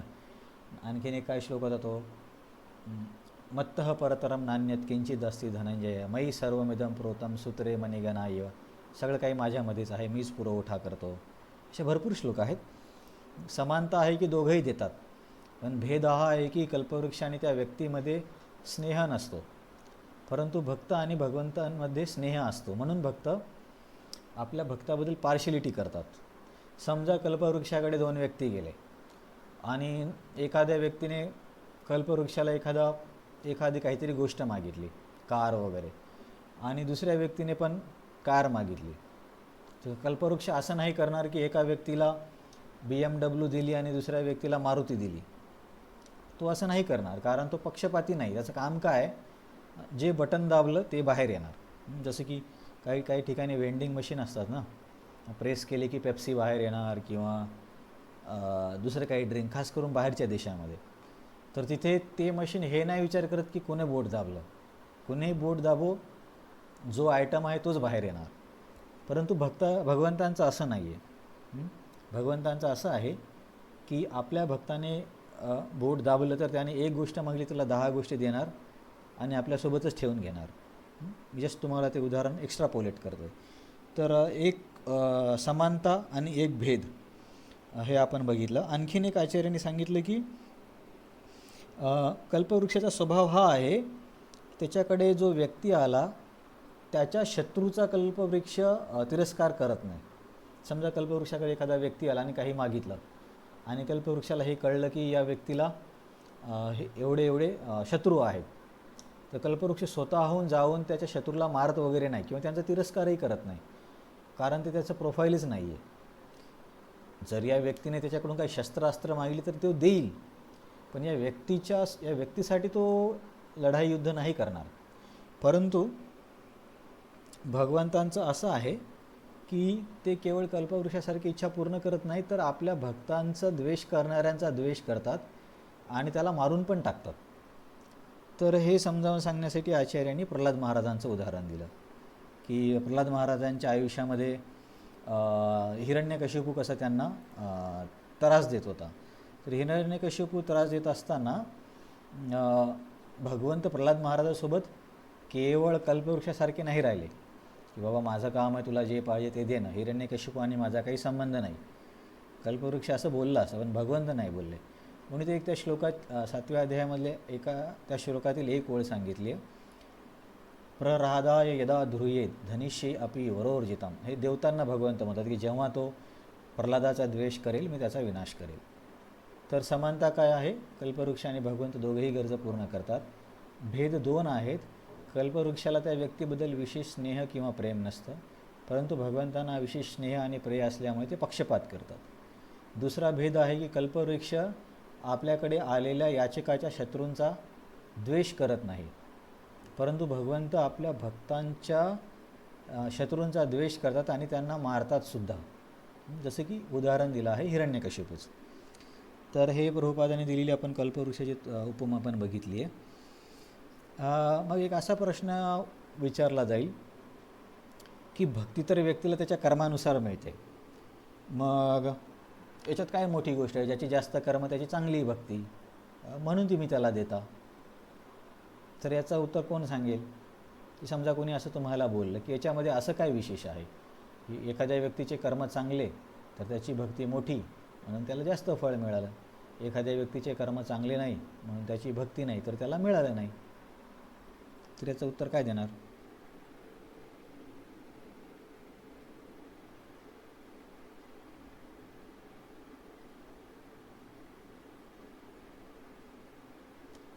तर याचं उत्तर सिंपल आहे. मी एक खास शब्द वापरला ना, कर्म म्हणून. तर भक्ती कर्मावरती निर्भर नसते. आपण याच्यापूर्वी बऱ्याचदा चर्चा केली ना, सवय पुंसाम परो धर्मो येतो भक्ती राजोक्षजे किंवा सर्व धर्मान परित्यज्य माम एकम शरणं व्रजा. तर भक्ती व्यक्तीच्या कर्मावरती अवलंबून नाही आहे, त्याच्या चांगल्या कर्मावरही अवलंबून नाही आणि वाईट कर्मावरतीही अवलंबून नाही आहे. तर भक्ती ही भगवंतांची स्वरूप शक्ती आहे. त्याच्यामुळे एका व्यक्तीच्या कर्मामुळे त्याला चांगलं भेटलं आणि दुसऱ्या व्यक्तीच्या कर्मामुळे त्याला नाही भेटलं असं नाही. कर्म कसेही असले तरी भक्ती त्यावरती निर्भर नाही आहे, ती भगवंतांची स्वरूप शक्ती आहे. कर्म व्यक्तीला भक्ती नाही देऊ शकत. म्हणून हे कर्मामुळे नाही होत. तर आणखीन मी थोडीशी विचार केला आणि मला काही मुद्दे आठवले, ते आपण बघूया. तर व्यक्ती माझ्याकडे ज्या भावाने ज्या तीव्रतेने येईल मी त्याला त्याच प्रकारे प्रतिसाद देईल, असं कुठे सांगितलं?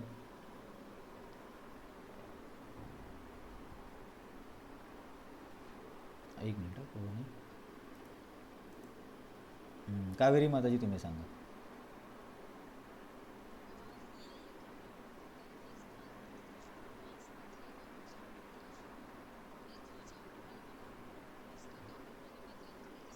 हां, परफेक्ट परफेक्ट. तर हा तिसऱ्या अध्यायामधला हा श्लोक आहे. ए यथा माम प्रपद्यन्ते, म्हणजे बाबा व्यक्ती ज्या प्रेमाने किंवा ज्या अपेक्षेने किंवा ज्या तीव्रतेने ज्या रसामध्ये माझ्याकडे, रसामध्ये म्हणजे समजा एखाद्याचं भगवंतांबद्दल मित्राचं प्रेम आहे किंवा एखाद्याचं वात्सल्य प्रेम आहे, तर त्या प्रकारे मी त्यांना प्रतिसाद देतो. तर परंतु काही भक्त असे होते की जिथे भगवंत त्यांचं हे वचन पूर्ण नाही करू शकले. ये यथा माम प्रपद्यन्ते, म्हणजे तुम्ही ज्या प्रमाणात प्रेम कराल मी तुम्हाला त्या प्रमाणात तुमच्या प्रेमा एवढेच प्रेम करेल. तर भागवतामध्ये एका ठिकाणी भगवंत म्हणतात की मी नाही करू शकत, तुमच्या प्रेमाचा परतावा करणे मला शक्य नाही. तर हा कुठला भक्त होता?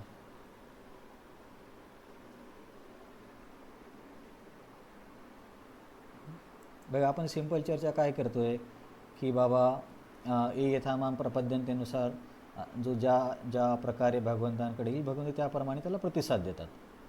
परंतु मग आपण इथे चर्चा काढली की म्हणजे भागवतामध्ये एका ठिकाणी संदर्भ येतो की असे काही लोक आहेत किंवा असे भक्त आहेत ज्यांना भगवंत बोलले की बाबा तुमच्या प्रेमा इतकं मला प्रेम करणं शक्य नाही आहे, त्याच्यामुळे तुम्ही तुमच्या प्रेमाने समाधानी व्हा, मी नाही तुमच्या उपकाराला फेडू शकत. कोण असेल? हां, येस माताजी. हां, परफेक्ट. तर मला वाटतं हा रासलीले नंतरच्या अध्यायातला श्लोक आहे.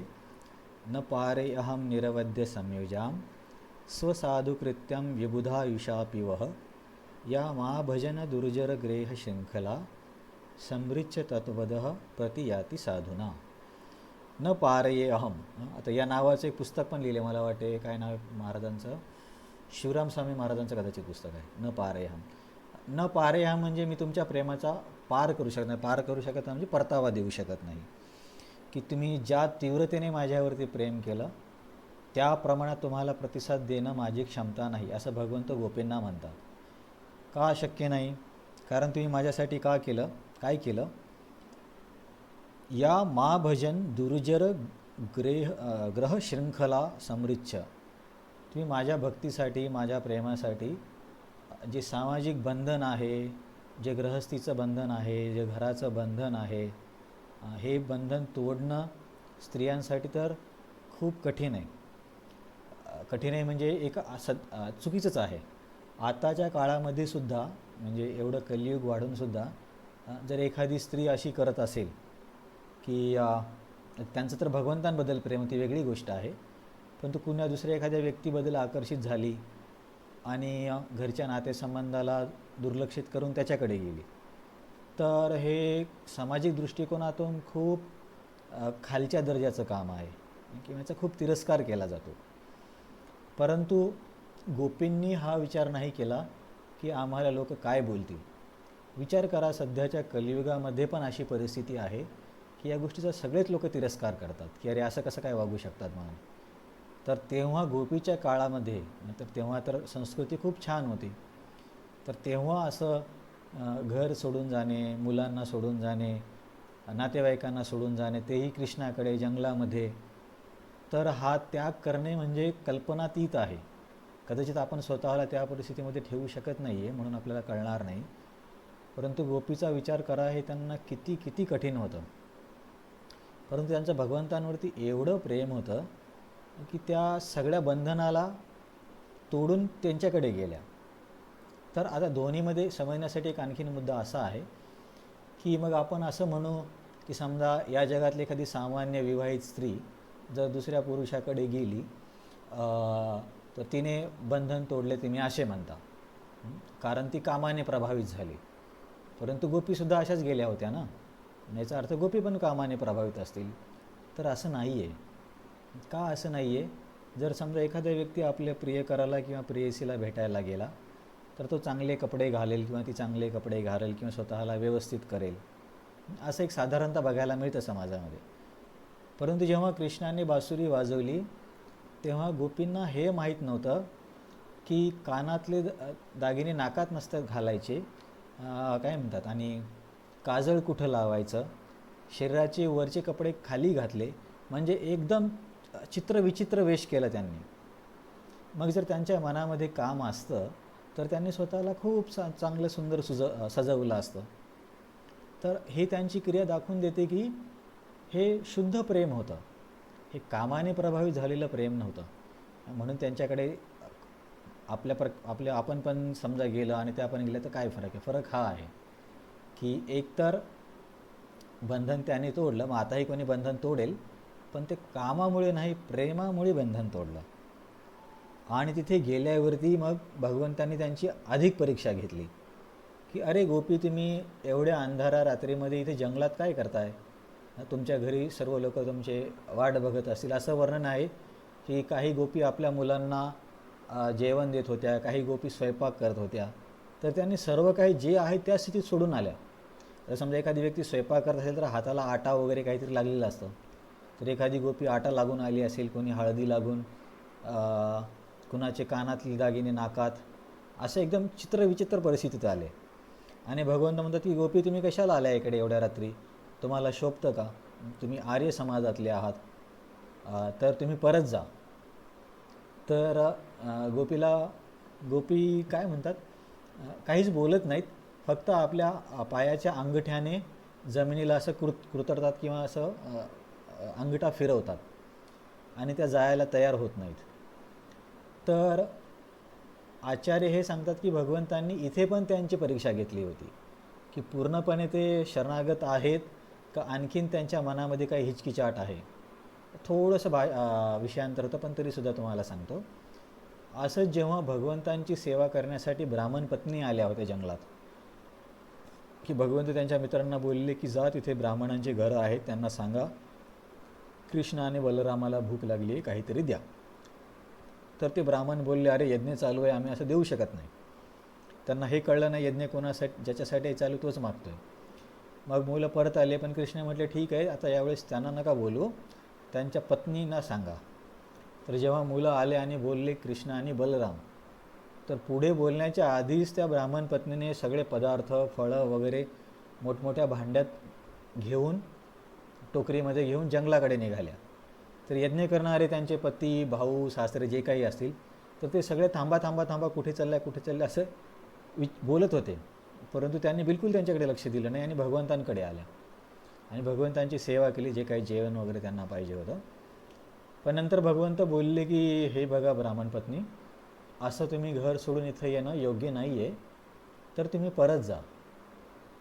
तर ब्राह्मण पत्नी परत जातात आपल्या घरी. फक्त त्या एकच शंका करतात की जर आता आम्ही घरी गेलो तर आमचा स्वीकार कोण करेल? आम्ही सामाजिक बंधन तोडून आलो.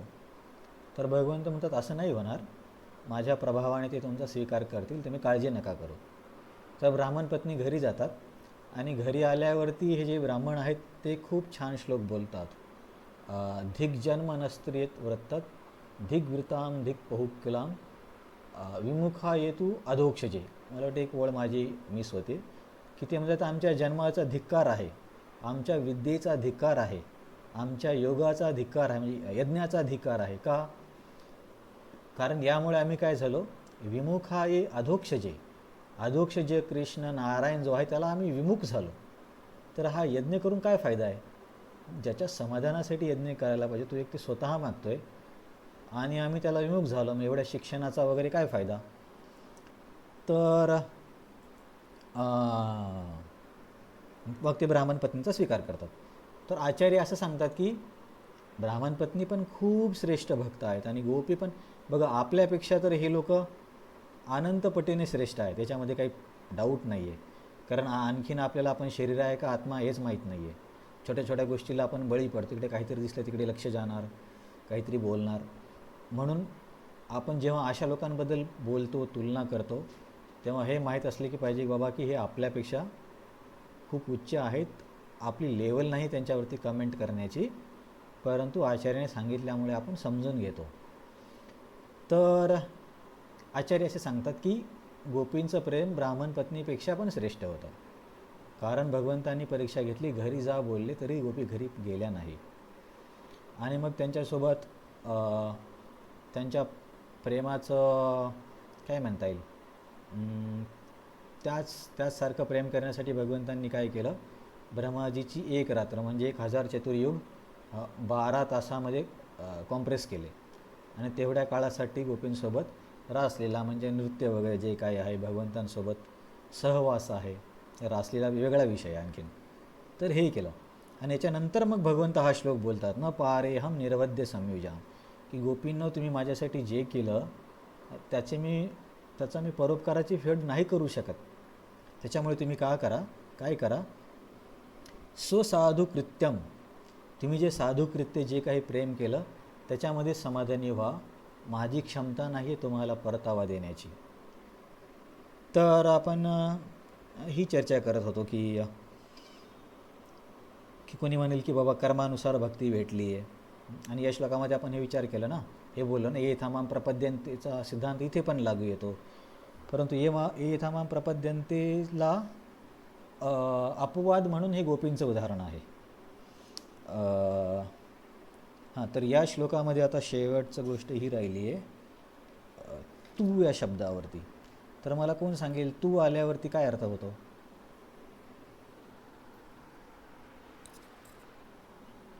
हां, विरुद्ध किंवा आधीच्या वर्णनापेक्षा वेगळं. तर बघा, आधीच्या वर्णनापेक्षा म्हणजे इथे याच श्लोकात आहे, पहिल्या 2 ओळी सांगतात समोहम सर्वभूतेषु, मी सर्वांना समान आहे, न मे द्वेष्यो अस्ति न प्रिय, मी कोणाचा तिरस्कार करत नाही किंवा कोणी मला विशेष प्रकारे प्रिय नाही आहे. परंतु तिसऱ्या ओळीत काय म्हणतात, ये भजंती तू. आता इथे तूचा अर्थ असा होतो की जे भजन करतात ते लोक या आधीच्या लोकांपेक्षा वेगळे आहेत. म्हणजे ज्या सामान्य लोकांसोबत मी समभाव वगैरे ठेवतो तो वेगळा गट झाला, परंतु जे माझे भजन करतात त्यांना तू या शब्दाचे द्वारे वेगळं केलं आहे, की हे 2 गट आहेत, सामान्य लोक आणि भक्त. तर या भक्तांबद्दल माझं विशेष प्रेम आहे. तर हा या तू शब्दाचा अर्थ होतो. मग कुणी म्हणेल की बाबा हे तर एका प्रकारे तर काय म्हणता येईल, दूषण आहे, की यांना सर्व, आता देव म्हणल्यावर असे लोक बोलतात ना, अरे देव म्हटल्यावर तर सगळ्यासोबत सारखाच असला पाहिजे ना, याला का गरीब केलं, हा मुलगा का मेला, असे लोक बऱ्याचदा प्रश्न येतात. त्याच्यामध्ये कर्माचा सिद्धांत ती वेगळी गोष्ट आहे. तर इथं पण कोणी असे बोलेल तर आचार्य सांगतात नाही, आपल्या प्रिय व्यक्तीबद्दल पक्षपाती असणं हा दोष नसतो, तर हे आभूषण असतं. जसं की त्या दानशूर व्यक्तीबद्दलच आपण सांगितलं, साहजिक सगळ्यांकडून अपेक्षा आहे की त्याने आपल्या प्रिय व्यक्तीबद्दल अधिक स्नेह असला पाहिजे, अधिक प्रेम असलं पाहिजे. आता हे समाजामध्ये सर्वांना स्वीकृत आहे. असं कोणी म्हणत नाही की आता गडबड उदाहरण नको व्हायला, की तुम्ही तुमच्या पत्नीवरती किती प्रेम करता पण बाकीच्या लोकांवरती करत नाही, तर हे तर लोक पिटाई करतील असं अपेक्षित पण नाही आहे. कारण की आपल्या प्रिय व्यक्तीवरतीच व्यक्ती जास्त स्नेह करणार, म्हणून भक्तांवरती जास्त प्रेम करणं हे दूषण नाही आहे, तर हे भगवंतांचं आभूषण आहे. आणि हे जे प्रेम किंवा स्पेशल स्नेह हा केवळ भक्तांना आहे, हे ज्ञानयोगी अष्टांगयोगींना नाही आहे.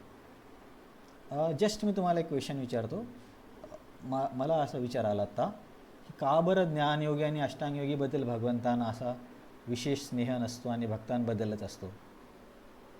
जस्ट तुम्हाला जे काही वाटतं ते गेस सांगा, गेस. माझा प्रश्न तुम्हाला समजला का, की आणखीन दुसरं कोणी ट्राय करेल का बघूया?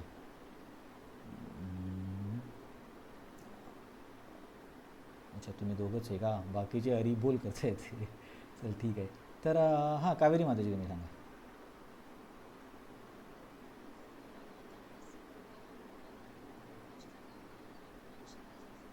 हां, तुम्ही जवळ गेले, आणखीन थोडंसं बाकी आहे. तर हां, तर हे हां बरोबर तुम्ही बोलले ना मोक्ष, तर हे ज्ञानयोगी आणि अष्टांगयोगी काय असतात, त्यांना निर्विकार मोक्ष पाहिजे असतो. मग आता निर्विकार मोक्ष काय प्रेम आणि आदान प्रदान करणार, कारण की ज्ञानयोगीला पाहिजे ब्रह्मज्योती आणि अष्टांग योगीला परमात्मा साक्षात करून तो पण ब्रह्मज्योतीचमध्ये जातो. निष्काम कर्मयोगी पण ब्रह्मज्योती प्राप्त करतो. पण भक्त भगवंतांची साकार स्वरूपात सेवा मिळवतात.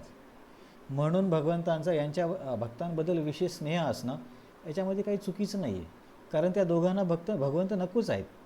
ज्ञानयोगी आणि अष्टांगयोगीला नको आहे भगवंत. ते असे लोक आहेत की ज्यांची खूप पिटाई झाली आहे. त्यांना फक्त आता आराम पाहिजे, कोणाची संबंध नको, काही नको. असं बऱ्याच ठिकाणी प्रभुपाद पण स्पष्ट करतात की ज्ञानयोगी हे लोक कोण असतात, ज्यांना की सांसारिक जीवनामध्ये खूप समस्या आल्या आणि ते असा विचार करतात की हे सगळे संबंधच दुःखाचं कारण आहे, म्हणून मला कुणाशी संबंध नको. आणि तीच संकल्पना ते परमसत्यावरती लावतात की जर मोक्षानंतरही कुणासोबत संबंध असेल तर मग परत तेच प्रॉब्लेम होतील. प्रभुपाद म्हणतात की ते लोक संबंधाने घाबरलेले असतात. आता इथे बघा, संबंध आहे, समजा कुटुंबाचा संबंध आहे, तर त्याच्यामध्ये बऱ्याच जबाबदाऱ्या येतात, बरे वाईट अनुभव येतात. पण एखादा व्यक्ती खूप पकला आणि बोललं की बाबा हे काय नको मला संबंध, आणि तीच त्यांनी संकल्पना ईश्वरावरती लावली, तिथे पण मला संबंध नको आहे, मला फक्त शांत राहू द्या, तर ही इच्छा असते ज्ञानयोगींची आणि अष्टांगयोगीची. मग त्यांना भगवंत नकोच आहे, त्यांच्याशी संबंध नकोच आहे, मग भगवंत का त्यांना जबरदस्ती करतील? म्हणून त्यांच्यावरती भगवंतांचा स्नेह नसतो आणि आपल्या भक्तांवरती असतो. आता भक्तामध्ये पण इंद्र, चंद्र, अग्नी, वायू यांच्या भक्तापेक्षा आपल्या भक्तावरती भगवंतांचा अधिक स्नेह असतो. असं का असेल?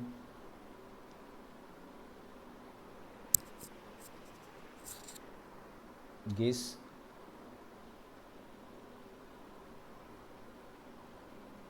समजा एखादा व्यक्ती आहे जो इंद्रदेवाला मानतो आणि त्याची पूजा अर्चना करतो, आणि दुसरा व्यक्ती आहे की भगवंतांची भक्ती करतो. तर भगवंत आपली जो भक्ती करतो त्याला स्नेह दाखवतात, परंतु असं नाही म्हणणार की अरे तो पण तर भक्ती करतो आहे, इंद्राची करतो आहे, मग त्याला पण तेवढा स्नेह देऊ, असं नाही करत. कारण आचार्यांनी स्पष्टीकरण असं दिलं, आता हे नवीन कॉन्टेक्स्टमध्ये थोडेसे शब्द समजायला कठीण जातात, की कुठलाही व्यक्ती आहे तो आपल्या घरातील सेवकांवरती अधिक स्नेह करेल ना. समजा तुमच्या घरी काही सेवक काम करतात आणि बाजूच्या घरी पण काही सेवक काम करतात, तर तुम्ही असं नाही करणार की तुमच्या घरातल्या सेवकांची पगार 2,000ने वाढवली मग त्या बाजूच्यांना जाऊन पण 2,000 देणार, असं नाही होणार. तरी लॉजिकल आहे ना. तर दुसऱ्यांच्या सेवकांवरती आपण कसं काय विशेष स्नेह कसं काय दाखवू शकणार? कारण त्यांना तर इंद्र पाहिजे, मग इंद्र स्नेह दाखवतील. ॲक्च्युअली अल्टिमेटली भगवंतच देतात. तर हे प्रभुपादांनी सांगितलं. तर मी भरपूर काही बोललो आहे, तुम्हाला मी क्विकली रिकॅप सांगतो. तर या श्लोकामध्ये असं आहे की बाबा ही तर पक्षपात वाटतो की भक्तांना खूप काही मिळतं, मोक्ष मिळतो आणि बाकीच्या बिचाऱ्यांना काही नाही. तर प्रभुपाद म्हणतात असं नाही आहे. दानशूर व्यक्ती जरी सर्वांना दान देत असला तरी त्याचं आपल्या मुलावरती विशेष प्रेम असतं. भगवंत सर्वत्र आहेत आणि सर्व काही भगवंतांमध्ये, याचा अर्थ असा होतो की भक्त भगवंतांना आसक्त आहेत आणि भगवंत भक्तांना आसक्त आहेत. या दोघांचं एकत्रित येण्याचं सौंदर्याला स्पष्ट करण्यासाठी प्रभुपादांनी सोन्याची अंगठी आणि हिऱ्याचं उदाहरण दिलं. दोघंही वेगवेगळे असले तर त्यांचं सौंदर्य एवढं खुलून नाही येणार, परंतु दोघांना जर एकत्र आणून अंगठी बनवली तर ते अधिक सुंदर वाटतील. जसं भक्त आणि भगवंत एकत्र येतात तेव्हा त्यांच्या नात्यामध्ये अधिक सौंदर्य असतं. हां, आणि मग प्रभुपाद म्हणतात की साकार तत्त्वज्ञानामध्येच हे देवाणघेवाण होऊ शकते. कारण निराकार निर्विशेष काय व्यक्तीशी देवाणघेवाण करणार. नंतर आपण बघितलं की इथे भगवंतांची तुलना कल्पवृक्षासोबत केली, परंतु दोघांमध्ये काय फरक आहे की कल्पवृक्ष पण गोष्टी देतील, भगवंत पण गोष्टी देतील, परंतु कल्पवृक्षाला त्या व्यक्तीबद्दल प्रेम नसतं आणि त्या व्यक्तीला कल्पवृक्षाबद्दल प्रेम नसतं, फक्त आपला मतलब साधायचा असतो. परंतु भगवंतांचं भक्तांवरती प्रेम असतं आणि भक्तांचं भगवंतांवरती प्रेम असतं, हा भेद आहे. नंतर कल्पवृक्ष असा विचार करत नाही की ते मागायला आलेल्या व्यक्तीचे हे शत्रू आहेत, त्यांना मारलं पाहिजे. कल्पवृक्ष तसा काही विचार करत नाही, परंतु भगवंत आपल्या भक्ताच्या शत्रूला आपला शत्रू समजतात. त्याच्यासाठी आपण उदाहरण बघितलं प्रल्हाद महाराजांचं. प्रल्हाद महाराजांच्या प्रेमापोटी भगवंतांनी हिरण्यकशिपूला मारलं. नंतर कोणी म्हणेल ती कर्मानुसार भक्ती आहे, त्याच्यानुसार तर फळ मिळतं. तर आचार्य म्हणतात नाही, भक्ती कर्मावरती निर्भर नाही आहे, भक्ती स्वतंत्र आहे. म्हणून हे विधान चुकीचं आहे. कारण भक्ती ही स्वरूप शक्तीमध्ये आहे, कर्मावरती निर्भर नाही आहे. मग आपण ह्या बोललं की ही चर्चा यथामाम प्रपद्यंतेच्या सारखीच आहे, परंतु गोपींचं जे उदाहरण आहे त्याच्यामध्ये भगवंत हे वचन पूर्ण नाही करू शकले. कारण गोपींनी ज्या लेवलचा त्याग केला तो अनाकलनीय आहे. म्हणून हा श्लोक फक्त भगवंत तिथे हारले म्हणण्यापेक्षा प्रेमापोटी त्यांनी गोपींची शरणागती घेतली. नंतर तू या शब्दावरून आपण बघितलं की पहिल्या 2 ओळीमध्ये इतर लोकांचं वर्णन आहे, तिसऱ्या ओळीमध्ये भजंती भक्त्या म्हणजे भक्त आणि पहिल्या 2 ओळीतल्या लोकांमध्ये भेद दाखवला आहे. तू म्हणजे भेद किंवा काहीतरी वेगळं असतं किंवा विरुद्ध असतं. तर भेद हा आहे की सर्वांना समान आहे, परंतु भक्तांबद्दल मी पक्षपाती आहे, त्यांच्याबद्दल माझा विशेष स्नेह आहे. तर हे भगवंतांचा दूषण नाही तर आभूषण आहे. हां, आणि हे असा देवाणघेवाण केवळ भक्तांसोबत आहे, ज्ञानयोगी अष्टांगयोगीसोबत नाही आहे. कारण त्यांना भगवंत नको आहेत, त्यांना निराकार निर्विशेष ब्रह्म पाहिजे, जिथे शांततेने अनंत काळासाठी राहता येईल. म्हणून भगवंत त्यांना जबरदस्ती आपल्याकडे घेऊन येत नाहीत. आणि केवळ आपल्याच भक्तांना ही विशेष सुविधा देतात, इंद्रचंद्र अग्नी वायू यांच्या भक्तांना देत नाहीत. कारण एक सामान्य नियम आहे की कुणीही आपल्या सेवकांवरती अधिक प्रेम करेल, बाजूच्या सेवकाला जाऊन पगारवाढ नाही करणार. तर हा झाला आपला 29 नंबरचा श्लोक. मी तात्पर्य लिहिलेले सर्व मुद्दे जवळपास घेतले, नंतर मी तुम्हाला PPT पण देईल. हां, तर इथे आपला श्लोक नंबर 29 संपला. तुमचा काही प्रश्न असेल तर सांगा, किंवा आणखीन एक श्लोक बघायचा का ते सांगा, किंवा थांबायचं का ते सांगा. कारण पुढच्या श्लोकाचं पण वर्णन थोडंसं विस्तारित आहे. कारण मी तुम्हाला बोललो ना, शेवटचे 4-5 श्लोक खूप रसिक आहेत. त्याच्यामध्ये पण किती ऐकायला मिळालं भगवंतांचा स्वभावाबद्दल वगैरे वगैरे. तर काहीतरी बोला, सविशेष स्वरूपामध्ये बोला तुम्ही. हां, यस माताजी, अश्विनी माताजी, दंडवत माताजी.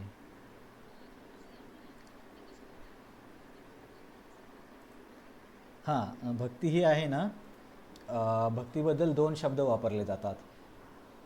एक तर भक्ती काय आहे, स्वतंत्र आहे, यदृच्छया आणि स्वतंत्र असे. अरे बापरे, हरे कृष्णा. बाकीच्या नाही तो आवाज? हां, येतो ना.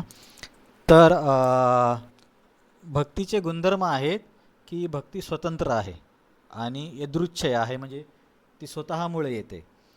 तर मग भक्ती कशी मिळते, तर याच्याबद्दल कोणी म्हणेल की भगवंतांनी भक्ती द्यायला पाहिजे, परंतु भगवंत भक्ती का नाही देत? कारण त्याच्यामुळे मग पक्षपात होईल की बाबा या व्यक्तीला भक्ती दिली, त्या व्यक्तीला भक्ती नाही दिली. कारण भक्ती मिळाल्यावरती कोणी प्रिय होणं ही वेगळी गोष्ट आहे, परंतु भक्ती मिळण्याच्या आधी दोघं तर समानच होते ना. मग एका व्यक्तीला भक्ती दिली आणि दुसऱ्याला नाही दिली तर हा पक्षपात होईल. म्हणून भगवंत भक्तीची जी डिस्ट्रीब्युटरशिप आहे ते भक्तांकडे देतात, आणि भक्ताच्या हृदयातली भक्ती ज्या व्यक्तीशी ते प्रचार करतील, बोलतील, सांगतील त्यांच्या हृदयामध्ये प्रवेश करते आणि तिथे ती मग भक्ती वाढायला लागते. तर बेसिकली भक्ती ही वैष्णवांकडून मिळते. ठीक आहे, हरे कृष्णा. पण खूप रेअर केसेसमध्ये भगवंत पण स्वतः भक्ती देऊ शकतात. कारण कसं होईल की भगवंत कुणाला भक्ती देऊ शकत नाहीत असं जेव्हा आपण बोलतो तेव्हा आपण भगवंतांच्या शक्तीला मर्यादित करतो. अरे हे भगवंतांना करणं शक्य नाही आहे. जसे की एकदा एका व्यक्तीने प्रभुपादांना विचारलं होतं, म्हणजे भगवंत असा दगड बनवू शकतात का की जो त्यांना उचलता येणार नाही? आता याचं काय उत्तर देणार? नाही म्हटलं तरी पण प्रॉब्लेम आहे, हो म्हटलं तरी प्रॉब्लेम आहे. तर प्रभुपाद बोलले, हो भगवंत असा दगड बनवू शकतात की ते उचलू शकत नाहीत, परंतु दुसऱ्या क्षणी ते त्याला उचलतात. तर माझा सांगण्याचा उद्देश हा आहे की भक्ती देण्याची जबाबदारी भक्तांची आहे, त्याच्यामध्ये पण मध्यम अधिकारीची जास्त आहे. कारण कनिष्ठ अधिकारी तर अनर्थामध्ये जास्त गडबड करत असतो. उत्तम अधिकारी काही भेद बघत नाहीत. मध्यम अधिकारी हे कार्य चांगल्या पद्धतीने करू शकतो. मध्यम अधिकारी म्हणजे कोण? ईश्वरे तद अधीनेषु बालिशेषु दुसेच प्रेम मैत्री कृपा उपेक्षा यह करवती स मध्यमा. ज्याला भगवंतांबद्दल प्रेम आहे, भगवंतांच्या भक्तांबद्दल प्रेम आहे. बालिश म्हणजे सामान्य लोकांबद्दल ती दयाभावना आहे. आणि जे द्वेषी लोक आहेत त्याच्यापासून तो दूर राहतो, असा व्यक्ती प्रचार करू शकतो. तर थोडक्यात सांगायचं, डिस्ट्रीब्युटरशिप भक्तांकडे आहे. तर भक्ती कुणाला मिळवायची असेल तर त्या व्यक्तीने भक्तांच्या संपर्कात आलं पाहिजे. कुठल्या तरी प्रकारे सेवा होऊन जाते आणि मग ते सुकृतीच्या सहाय्याने त्यांना भक्ती मिळते. एक श्लोक पण आहे भागवतामध्ये, परस्परानुकथनं पावनं भगवद्यश मिथोरतिर्मिथोतिष्ठिर्निवृत्तिर्मिथ आत्मना. नाही, हा चुकीचा आहे. दुसरा एक श्लोक आहे, भक्त्या संजातया भक्त्या बिभ्रती उत्पुलकाम तनो. मला दोनच ओळी आठवतात की भक्त्या संजायता भक्त्या, एक भक्तीच दुसऱ्या भक्तीला जन्म देते. म्हणजे एका भक्ताच्या हृदयातली भक्ती जी आहे तीच दुसऱ्याच्या हृदयामध्ये भक्ती निर्माण करते. हे कर्मज्ञान एक तर हे करू शकत नाहीत आणि भगवंतही स्वतः देत नाहीत, कारण त्यांना मग पक्षपात होऊन जाईल. तर बेसिकली भक्तांच्या संपर्काने भक्ती येते. तुम्हाला तर भक्ती मिळाली, आता तुम्ही दुसऱ्यांना द्यायला पाहिजे. तोमरे माताजी, अरे ठीक आहे, गेले वाटतं. तर ठीक आहे, आणखीन कोणाचा काही प्रश्न आहे का थांबायचं? चलो, थँक्यू. तुम्ही एवढा छान प्रसाद बनवताय तर ॲटोमॅटिकली तुमच्या हृदयातली भक्ती त्यांना अन्नाच्या स्वरूपातून मिळत आहे. पण लोक पण किती गडबडत माहीत नाही, वेळ घेतील. तर म्हणून आपण याच्यावरती भर देतो की लोकांना एकत्र आणणं, संकीर्तन करणं, प्रसाद देणं, कारण त्याद्वारे त्यांना चान्स मिळतो की भक्तांच्या संपर्कात येण्याचं. नाहीतर असंही लोकांना रुची नाहीच आहे. तर ठीक आहे, खूप वेळ झाला, आपण इथे थांबूया.